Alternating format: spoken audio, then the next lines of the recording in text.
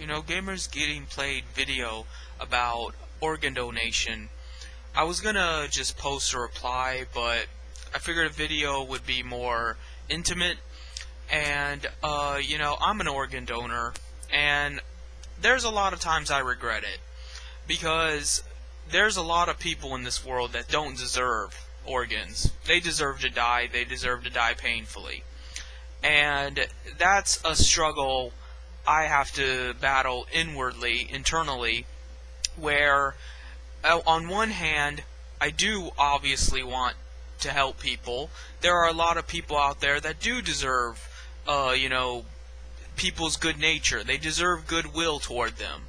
And there's a lot of people I know personally that I would give a kidney to without question.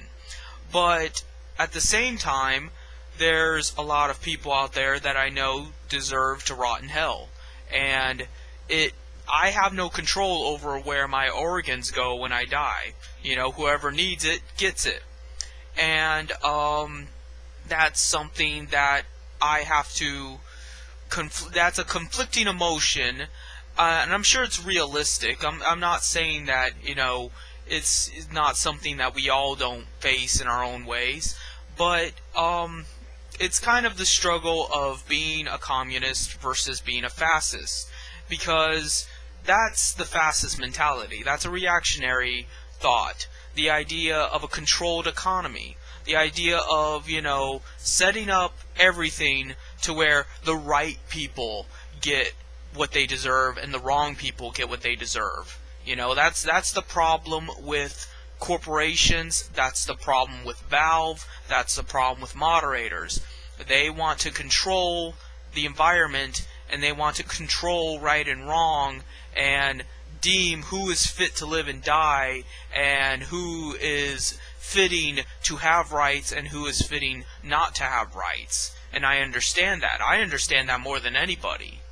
But it's still something that you have to live with. It's still something you have to worry about, that when I die and my organs go to someone, they might go to some piece of shit moderator.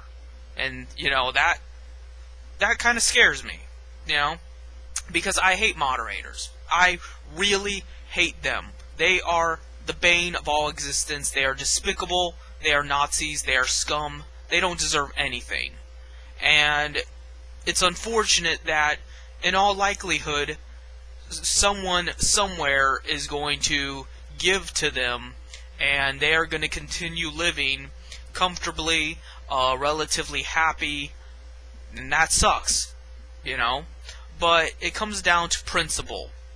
What is the greater principle? Is the greater principle that we should live in a world where we help each other out, where we benefit one another, where we do what we can to give to one another and provide for one another, or the fact that we punish the wicked, And I would say that the former is clearly more important, because if you have the right kind of environment where people are giving toward one another and respect one another's rights, the wicked starts to decay a little, because there's not as much motivation for it. There is not as much opportunity for evil to flourish, So that's one reason. But it is very tempting.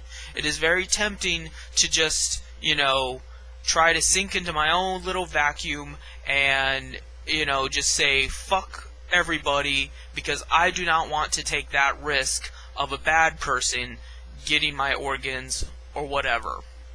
So that's why I don't judge people necessarily for holding reactionary ideas, because I know that is a spiritual battle.